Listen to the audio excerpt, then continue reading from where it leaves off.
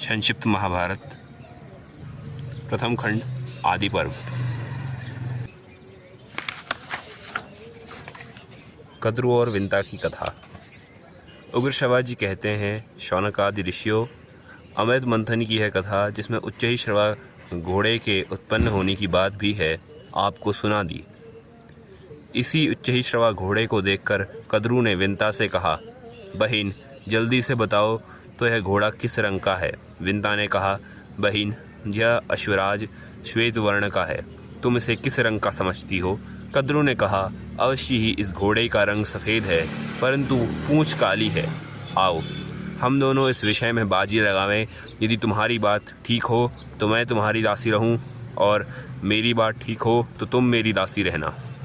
इस प्रकार दोनों बहनें आपस में बाजी लगाकर और दूसरे दिन घोड़ा देखने का निश्चय करके घर चली गईं।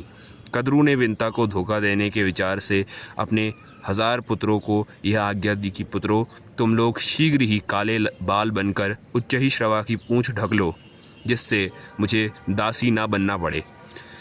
जिन सर्पों ने उसकी आज्ञा न मानी, उन्हें उसने शाप दिया कि जाओ, तुम लोगों को अग्नि जन्मेजय के सर्प यज्ञ में जलाकर भस्म कर दे। यह दैव संयोग की बात है कि कद्रु ने अपने पुत्रों को ही ऐसा शाप दे दिया। यह बात सुनकर ब्रह्मा जी और समस्त देवताओं ने उसका अनुमोदन किया। उन दिनों पराक्रमी और विषैले सर्प बहुत प्रबल हो गए थे। वे दूसरों को बड़ी पीड़ा पहुंचाते थे। प्रजा के हित की दृष्टि से यह उचित नहीं हुआ। जो लोग दूसरे जीवों का अहित करते हैं, उन्हें विधाता की ओर से ही प्राणांत दंड मिल जाता है। ऐसा कहकर ब्रह्मा जी ने भी कद्रु की प्रशंसा की।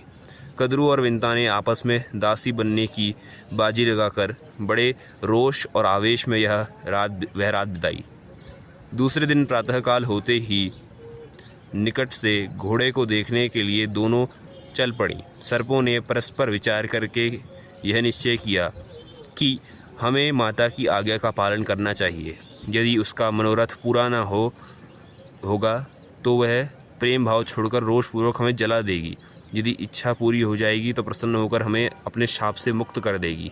इसलिए चलो हम लोग घोड़े की पूंछ को काली कर दें। ऐसा निश्चय करके वे उच्च ही श्रवा की पूंछ से बाल बनकर लिपट गए, जिससे वह काली जान पड़ने लगी। इधर कद्रु और विंता बाजी लगाकर आकाश मार्ग से समुद्र को देखते देखते दूसरे पार जाने लगी।